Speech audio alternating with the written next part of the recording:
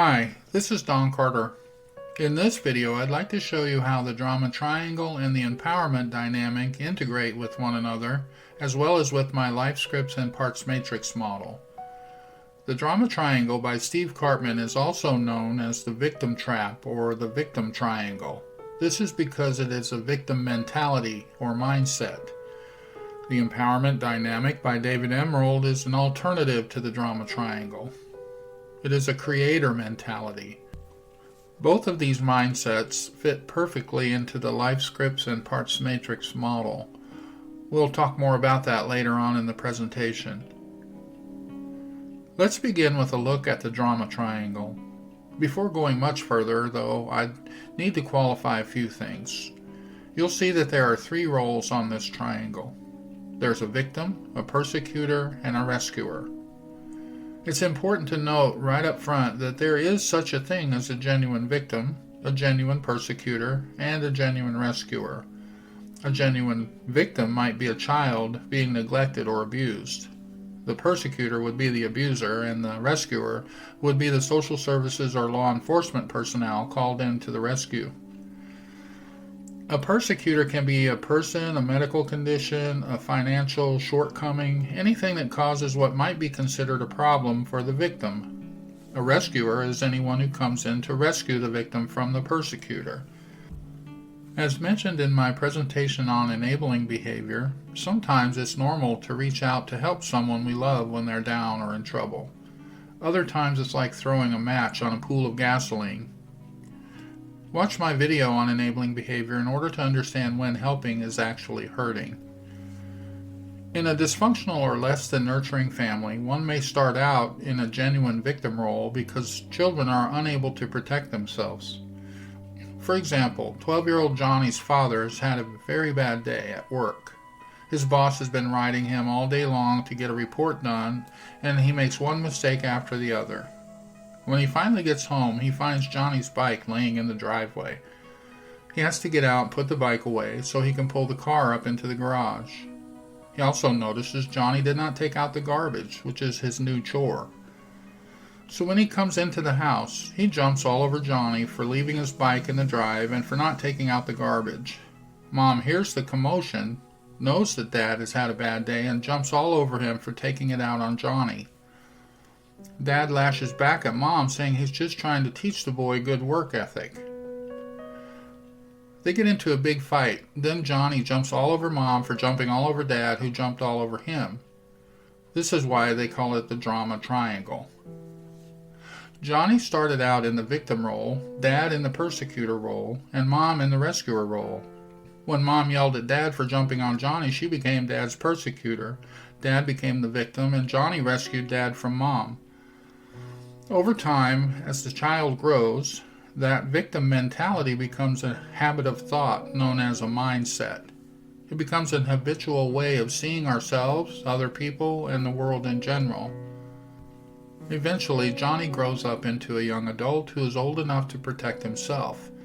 And whenever he gets triggered into an emotionally reactive state, that victim mentality takes over, and he acts out the drama triangle. The victim mentality is a problem-focused survival skill that only makes things worse. All it takes to be a victim is a perceived persecutor. That persecutor, again, can be anything such as a person, like your boss or spouse, a medical condition, a consequence such as a DUI, or anything else that can trigger emotional reactivity, such as fear of abandonment, toxic shame, or contempt for self or others. Now, before we take a look at the alternative to the drama triangle, let's take a look at the history behind it. The drama triangle can be traced all the way back to that proverbial Garden of Eden. When the serpent came into the garden, he pretended to be a rescuer, put Eve in the role of victim, and presented God to her in the role of persecutor. He said, "Surely you will not die if you eat that apple. He just doesn't want you to be like him." By doing so, the serpent was actually inviting Eve into a game of drama triangle. Pretending to be a rescuer, he was actually the persecutor and Eve was his victim. At this point, it became an invitation for God to come to the rescue of Eve. However, he chose not to do that. He could have come in, erased the whole experience, and started over from scratch, rescuing Adam and Eve from the temptation of the serpent. But if he had done so, he would have been playing by the rules of the serpent's model, the drama triangle. But God has his own model. We can see it in the empowerment dynamic, which I like to call the creator mentality. The empowerment dynamic, TED for short, is the opportunity-focused, growth-oriented model. As I mentioned earlier, God could have come in to the rescue and reset history right there and then, but he chose not to. Instead, he went to his own model, to his own goal for us. This diagram demonstrates the difference between the drama triangle and his model. First of all, notice in this mindset, the triangle is flipped upside right. At the top of the triangle, in the up position, is the creator role. The creator is opposite of the victim role. As the story goes, God created us in his image, which implies that his goal for us is to be a creator as he is a creator. Now, he's a creator on a much more massive scale, and he has supernatural power. But we have the power to create or affect the circumstances in our lives by the decisions we make and the behaviors we choose. For example, in our story, Eve created the predicament she found herself in by the choices she made. In God's model or mindset, Eve is accountable to create the solution to her predicament by making new choices. If she does not have the expertise or know-how to create a solution, it's up to her to seek out a coach to help her develop the know-how and expertise to make those changes that she wants. Also notice in the creator mentality there are no rescuers, only coaches. The difference between a rescuer and a coach is best described by a sports analogy. Regardless of whether you play football, basketball, tennis, or golf, when you feel stuck and you're not sure what to do, you call a timeout and consult with your coach. If your coach is actually a rescuer, he or she will put you on the bench and go in and try to play the game for you. But if your coach is really a coach, the two of you will brainstorm for a solution, and when you agree on a strategy, you will go back into the game and apply that strategy, thereby affecting the change you want. Also in the creator mentality, there are no persecutors, only challenges, also known as opportunities for growth. This is a major distinction between the two models. In the victim mindset, seeing obstacles as persecutors gives us a problem focus. It's experienced as a threat, which triggers survival mode. In the creator mentality, seeing obstacles as challenges gives us an opportunity focus, experienced as motivation, which triggers growth mode. Survival mode is a highly reactive state. Growth mode requires a highly proactive state. When we are reactive, it seems as though our behaviors are choosing us. When we are proactive, we choose our behaviors. If you're already familiar with my life scripts and parts matrix model, by now you can see the linkage between the victim mentality, the creator mentality, and the life scripts and parts matrix model. For our purposes here, we will only briefly touch on the LSPM diagram. If you've not already done so, see the video on the life scripts and parts matrix model for more information. That 18-minute video describes the LSPM model and how it integrates with my iceberg model. In this presentation, we just want to notice a few things about how the LSPM fits with the victim and creator mentality. Notice here in the LSPM model, there are two boxes in the top tier. The first box is self-actualization, also known as growth mode. The second box is self-preservation, also known as survival mode. You'll notice that survival mode has a flowchart connected to it. Everything in that flowchart represents various forms of triggered emotional and behavioral reactivity. This is where our behaviors seem to choose us rather than us choosing our behaviors. All kinds of symptoms come from this reactivity, especially if you came from a less than nurturing family and carry a lot of emotional pain in the form of abandonment, shame, and contempt. Again, see the LSPM video to learn more about that. Also notice that there is no flowchart connected to the self-actualization growth mode box. This is because in growth mode we are proactive, meaning we are free from life scripts and wounded parts of self. In growth mode, we are in our most mature adult ego state. I like to call it the CEO of the self, because this is where we are in charge of all our executive functioning, problem solving, decision making, parenting, leadership skills, evaluation, negotiation, conflict resolution, and so on.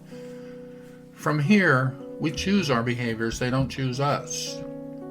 We can know that we are in growth mode when we are being proactive. Likewise, we can know that we are in survival mode when we are reactive. Here's where the linkage between those mentalities fit with the LSPM. It is only when we are in growth mode that we can adopt the creator mentality. When we are triggered into survival mode, we get triggered into the victim mentality. Now, obviously, anyone looking at the diagram would want to be in growth mode all the time. However, we have human nature to contend with. And depending on the extent of our woundedness from our family of origin, we may have mild, moderate, or severe emotional wounds to deal with as well.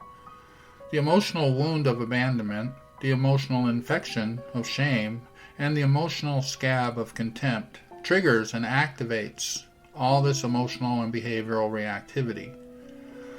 This is why we often miss the mark.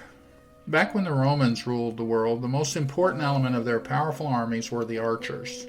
Their ability to hit their mark in the first wave of the battle protected their fellows and oftentimes overwhelmed the enemies, allowing the rest of the army to sweep in and win the day. In those biblical times, to sin was to miss the mark. The New Testament word for sin is the Greek word hamartia. It is an old military archery term meaning to miss the mark. Try as you might, practice as you will, you still miss that bullseye from time to time. Even the best marksman misses the mark once in a while. When Eve fell prey to the drama triangle, she and Adam missed the mark God has set for us. When we delve a little deeper into the story, we see that first sin is what brought shame into the world. The Life Scripts and Parts Matrix video, along with the iceberg model, makes it clear the central role shame plays in the emotional and behavioral reactivity inherent with unmet attachment needs and wounds left by physical, sexual, and emotional abuse. We live in a broken world where wounded people wound people. Furthermore, we have a human nature and a spiritual nature. Our human nature, also referred to as our flesh, carries those wounds of this world. Our spiritual nature connects us to our Creator, affording us an opportunity to apply some of His supernatural power to change our most difficult circumstances. In my opinion, this is why the 12-step programs work so well for most people. Because of our reactive human nature, we will frequently miss the mark, but we also have that spiritual nature.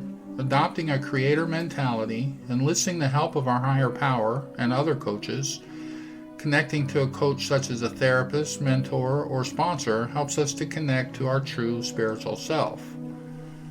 But it will not rid us of our reactive human nature.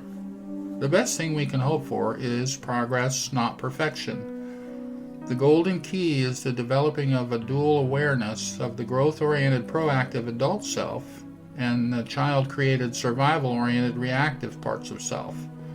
When I can keep my most mature adult self out front leading the way, even when I'm triggered into emotional and behavioral reactivity, I can use those adult resources to regulate and heal the emotional and attachment wounds of abandonment, shame, and contempt.